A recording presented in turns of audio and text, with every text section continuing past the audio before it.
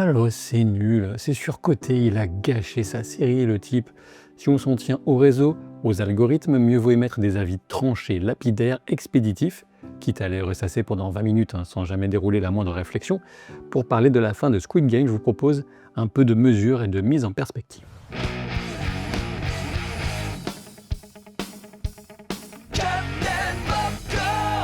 Terminer une série qui fait figure de phénomène mondial n'a rien de facile. Wang Dong-hyuk, le créateur et réalisateur, a perdu des dents, 9, je crois, bien trop, c'est certain, à cause du stress pendant la production de la première saison.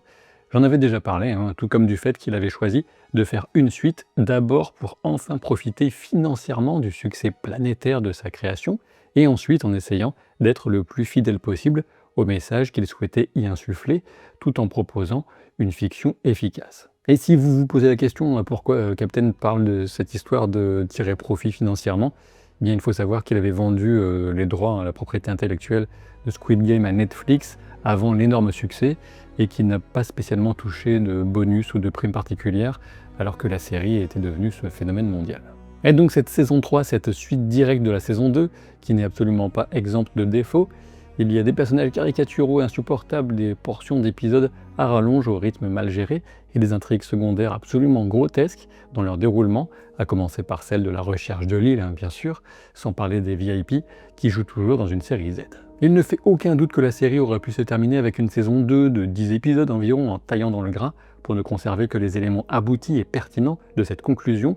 car non, tout n'est pas à jeter et la série conserve son tranchant et son effet voulu de fascination morbide. Même si le succès populaire n'est pas gage de qualité, loin de là, la saison 3 de Squid Game, qu'on pourrait donc appeler saison 2B sans sourcier, a obtenu un énorme succès d'audience avec 60 millions de spectateurs en 3 jours et en étant la première série à prendre la première place dans tous les pays au monde où Netflix est disponible. Plutôt impressionnant pour une série ouvertement anticapitaliste et qui se veut porteuse d'un message sur la définition de l'être humain dans un contexte extrêmement inquiétant pour notre avenir commun en tant qu'espèce. Pas la peine de venir souligner les contradictions qui existeraient entre la dénonciation des dérives capitalistes et le fait d'être le fer de lance de Netflix ou encore d'avoir eu un jeu de télé-réalité dérivé ou d'ouvrir la porte à un éventuel spin-off ou remake américain. J'en ai pleinement conscience. C'est toujours la même histoire et la même explication. Nous sommes tous inscrits dans ce système, qu'on le veuille ou non, quelques ermites mis à part, et il n'est jamais déconnant de dénoncer un système de l'intérieur. Squid Game a toujours été une critique de la corruption de l'âme humaine par l'avarice, la compétition et surtout par l'oppression exercée de fait par la machine à broyer capitaliste. C'est un message universel mais qui appelle aussi à prendre en compte la nature ultra compétitive de la société coréenne ainsi que la pression sociale constante qui s'y applique. Et oui, la Corée propose à n'en pas douter une culture riche et fascinante mais ignorer la dureté sociale qui s'y déploie pour aller faire le kéké et acheter des masques de skincare pour participer comme des moutons à la tendance boostée à la K-pop et paradoxalement par Squid Game, témoigne encore une fois de la vacuité atterrante de nombreux contenus et de leurs créateurs. Squid Game appelle à voir juste un peu plus loin que le bout de son nez, la série ne le fait même pas de manière subtile ni cachée, mais même comme ça, le message semble souvent se perdre dans le néant de l'époque. Il y aura des spoilers sur le final de la série à partir d'ici, donc considérez-vous comme prévenu. La comparaison entre chevaux et humains date de la première saison. Ji-hoon, le personnage principal, s'est enfoncé dans les dettes en pariant sur des courses hippiques. En gagnant la première saison, il avait déclaré qu'il n'était pas un cheval mais une personne, et lorsque le frontman ou maître de jeu en VF récupère Ji-hoon dans la voiture pour l'emmener dans la prochaine édition des jeux, en saison 2, il lui affirme que les humains sont bel et bien des chevaux. La dernière déclaration de Ji-hoon sera de souligner que les humains ne sont pas des chevaux, il le répète à plusieurs reprises et termine en ouvrant une phrase « Les humains sont », une phrase dont la signification sera donnée par son acte ultime plutôt que par des mots. Le message de Ji-hoon, c'est que l'être humain est capable de sacrifier sa vie pour permettre à d'autres de continuer, pour donner une chance à l'espèce, aux générations qui suivent, de faire mieux. Un message n'a pas besoin d'être compliqué pour être fort et celui de Ji-hoon s'inscrit pleinement dans la bataille pour la définition de l'être humain qu'il avait engagé des années auparavant avec In-ho, le maître du jeu donc, qui est plutôt nihiliste et qui a consacré la saison 2 puis la 3 à démontrer à Ji-hoon que l'être humain était irrécupérable. Et si Ji-hoon est sur le point de perdre cette bataille suite à l'échec du soulèvement violent qu'il avait instigé en saison 2 et à son meurtre de Dae-ho en saison 3, à qui il reproche l'échec de la révolte, il finit par remonter la pente. Ce sera au travers de 4 femmes et de 3 générations que Ji-hoon retrouvera foi non seulement en l'humanité mais aussi en sa capacité à être digne de cette vision de ce que doit être l'humanité, Cela commence avec Geumja, la femme âgée qui lui transmet la responsabilité de veiller sur Jun-hee et sa fille. Puis vient Jun-hee elle-même qui va préférer décider de se donner la mort plutôt que de pousser Ji-hoon à la sienne en tentant de venir la sauver. Elle choisit donc une chance pour sa fille plutôt que pour elle-même. Alors que le piège ultime tendu par le maître du jeu pour que Ji-hoon bascule, ce poignard offert pour exécuter les derniers joueurs de nuit, c'est le souvenir de Sae-byok morte lors des Jeux de 2020 qui va permettre à Ji-hoon de préserver son humanité. On peut remarquer que Sae-byok avait été tuée par un coup de couteau dans la gorge, exactement ce qu'elle va empêcher Ji-hoon de faire, que ce soit un simple souvenir ou une forme d'aide venue de l'au-delà. Enfin, c'est la petite fille de Jun-hee qui fournit à Ji-hoon l'inspiration ultime de se battre coûte que coûte pour la protéger et ensuite de se sacrifier pour lui assurer une chance pour l'avenir. On a donc une femme âgée, une jeune femme, une enfant et même l'esprit d'une amie disparue. Ce sont les femmes qui montrent la voie à Ji-hoon et le réconcilient avec lui-même. Évidemment, la série a son lot de femmes au comportement toxique, manipulateur et criminel, là n'est pas la question, mais cette inspiration des trois âges vient embrasser, peut-être même sans en avoir conscience, la représentation qui traverse les mythologies et les cultures de la triple figure féminine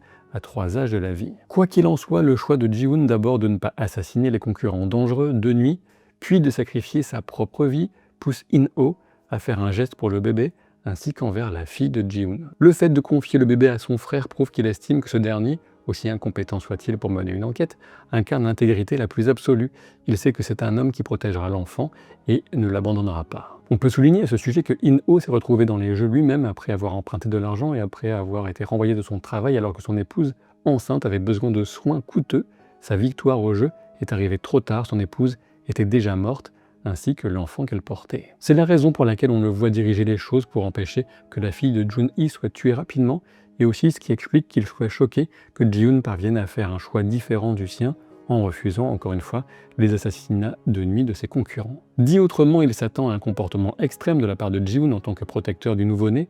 mais Ji-hoon parvient à la fois à la protéger et à préserver ses valeurs un temps vacillantes, ce qui fait de Ji-hoon l'indiscutable vainqueur de leur duel moral avec son sacrifice ultime. Pas étonnant avec ce passif que In-oh prenne la peine de s'occuper du bébé et de transmettre l'argent à la fille de Ji-hoon, même si on peut s'interroger quant à la motivation de lui remettre en même temps la tenue tachée de sang de son père. Je pense que son intention n'est pas ici de choquer sa fille, mais de lui laisser entendre que le monde est particulièrement dur et cruel et que son père est mort dans des circonstances particulières. Avant de parler de l'ouverture de fin avec l'apparition si étonnante de Cate Blanchett, et ce que cela peut signifier pour le spin-off américain, un mot sur les hauts et les bas de cette saison 3. La saison commence relativement mal avec un choix de trajectoire de personnages certes compréhensible en théorie, mais concrètement désastreux pour l'implication du spectateur. Je parle ici de l'apathie de Ji-hoon. En effet, si on comprend qu'il soit totalement abattu et démoralisé, se sentant coupable et inutile, l'impact d'un personnage principal qui se désintéresse de tout autour de lui se fait durement ressentir pour nous, spectateurs.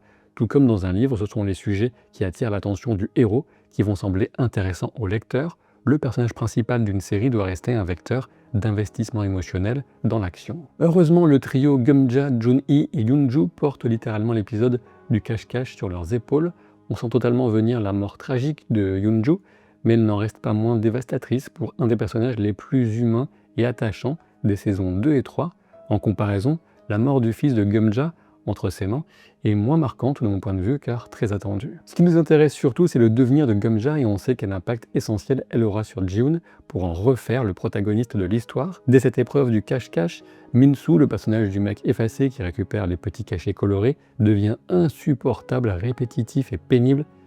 Vraiment, et ça ne fait qu'empirer, c'est catastrophique. La corde à sauter propose un divertissement dans la moyenne sadique de la série, même si les comportements des personnages sont régulièrement stupides, au point d'en devenir horripilant. Je ne mettrai Myung-ji que partiellement dans cette catégorie, il a pour lui d'être un élément dont le comportement reste imprévisible. Durant la partie de cache-cache, on comprend qu'il a tout pour devenir un parfait sociopathe, et qu'il aura une fin tragique, mais on reste dans l'incertitude. À force de le voir regarder sa fille de loin, confiée à Ji-hoon, mais sans rien faire, on peut vite le trouver totalement insupportable, et surtout glissant comme une anguille, mais au final, ce sera très révélateur de la réalité de ce qu'il est.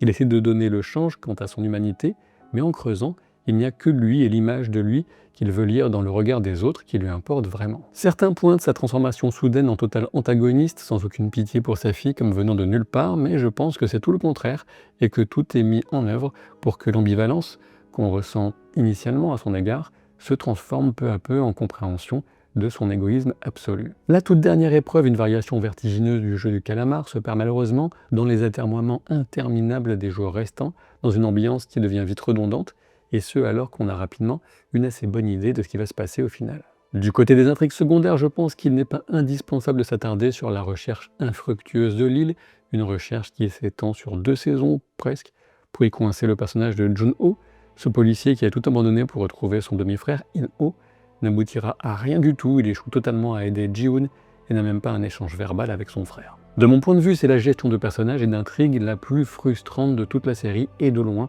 le fait qu'il se retrouve avec la garde de la fille de Jun-hee n'a de sens qu'au travers de ce que cela révèle quant à l'estime que lui porte son demi-frère, qui lui confie aussi l'usage du gain de la dernière édition des Squid Games,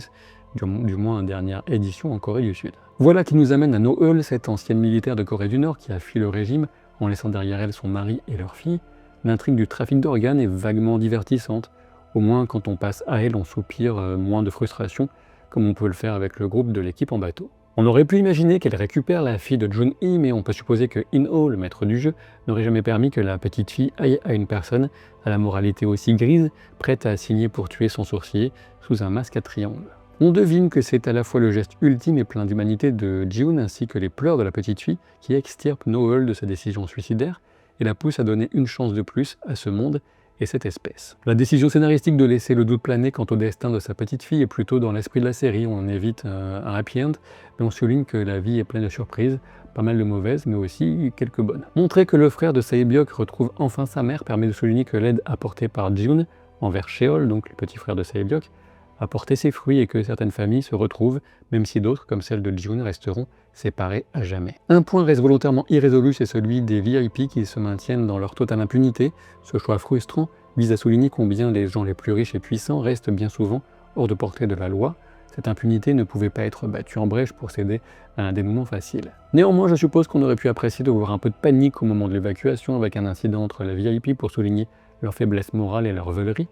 Ceci dit, leurs scènes étaient tellement cringe que moins on les voit, mieux on se porte. Et c'est évidemment l'une des faiblesses de Squid Game depuis la première saison, ces personnages manquent de substance, sont de pures caricatures mal interprétées comme une sorte d'injection de série Z américaine dans une série coréenne. On peut aussi clairement regretter qu'aucun VIP d'origine coréenne ne semble exister, même si le créateur du concept des Squid Game était bien sûr coréen. Des inspirations volontaires ou involontaires du côté de Trump, Elon Musk ou Jeff Bezos sont à peine voilées du côté du créateur de la série qui s'horrifie des dénis de démocratie et de la manière dont la notion même de vote démocratique risque de perdre toute signification tant la puissance à la disposition de ces géants financiers permet de truquer le processus ou de le vider de sa substance. Le fait que les VIP prennent une part plus directe et active dans les meurtres en saison 3 a pour objectif de souligner que cette influence de l'ombre se dévoile de plus en plus, en visant assez directement le rôle de Musk dans l'élection de Trump. Et attention, quand je vous dis tout ça, je ne l'invente pas, ce ne sont pas des lubies de ma part, je m'appuie sur des déclarations lors de différentes interviews dans des articles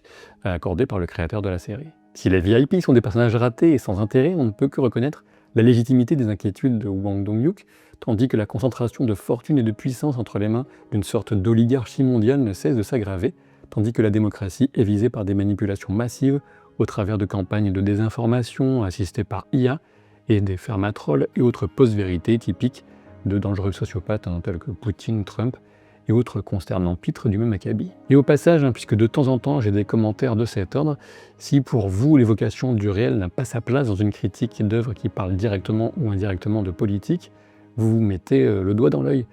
Parler de ces thèmes est une nécessité absolue pour aborder ce type de film ou de série, et si vous voulez garder la tête dans le sable, en plaquant bien fort vos mains sur vos oreilles, le mieux, je pense, est de vous tourner vers le square de votre quartier ou la plage, si vous avez la chance d'en avoir à proximité. Et j'en viens à la dernière scène avec ce choix de la rencontre fortuite et à distance entre l'ancien maître de jeu coréen et la recruteuse aux États-Unis. Voilà qui consiste à souligner que le sacrifice de Ji-hoon et la destruction de l'île en Corée ne sont pas suffisants pour mettre un terme définitif au jeu. Dit autrement, un éveil collectif est nécessaire pour défaire les impacts du capitalisme sans frein qui a défiguré la face du monde et nous mène droit dans le mur, aussi bien en termes d'inégalité brutale et croissante que de changement climatique. L'idée vaut ce qu'elle vaut, en revanche, on peut évidemment regretter plusieurs aspects. D'abord le côté aléatoire, ensuite l'absurdité de voir un jeu spécifique à la culture coréenne utilisé pour recruter aux États-Unis, ça n'a aucun sens. Et enfin ce qui ressemble à une grossière ouverture sur un spin-off ou remake. Le créateur, Hwang Dong-hyuk,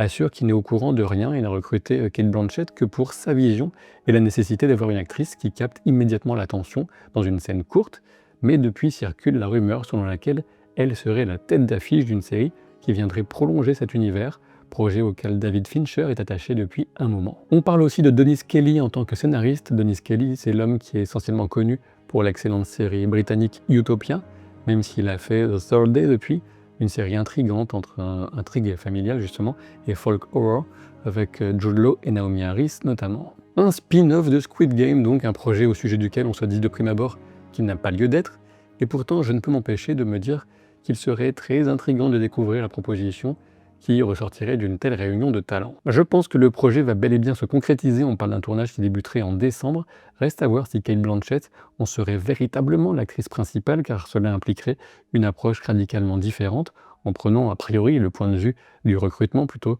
que celui d'un ou d'une joueuse, à moins bien sûr qu'elle ne devienne finalement joueuse après avoir été recruteuse, on ne sait jamais. Cette interrogation d'une approche par le recrutement ne vient pas de nulle part, puisque c'est toute la difficulté d'imaginer une série ou un film Squid Game qui ne mettrait pas en scène les fameuses épreuves. Cela semble pour ainsi dire impossible, puisqu'on sait bien que la fascination morbide, cette lame à double tranchant, qui est autant un divertissement complice qu'une mise en garde, est indispensable au succès d'un tel concept. Si vous avez absolument détesté cette vidéo ou si vous l'avez aimée, pensez à vous abonner, voire à devenir membre de la chaîne. Et si vous passez à côté de gens qui ont encore la tête dans le sable, pensez à les arroser de temps en temps, on n'est pas des sauvages. A très vite pour de nouvelles aventures. Salut!